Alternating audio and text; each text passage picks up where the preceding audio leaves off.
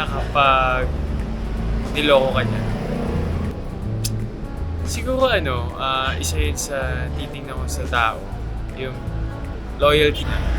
So, syempre kapag nabetray ako, paano ka pa magtitiwala? Friendship over na kapag nagsinungaling siya akin. Friendship over kapag ninakawan ako. Friendship over na kapag sinasaksak niya ako sa likod. Pagka sinaksak ka na sa likod, hindi mo na siya pagkatiwala. So parang paplastikin mo lang siya para pakisamahan lang ulit. So tingin ko, sasayang lang ang oras at panahon mo sa kanya. Imbis na yung mga ibang bagay ang iyong pagtuunan ng pansin, makikipagplastikan ka ba?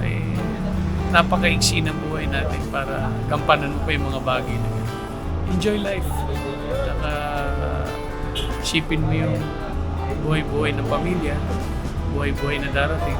So wala na tayong oras na matatanda na tayo para umiwas na tayo sa mga ganung tao.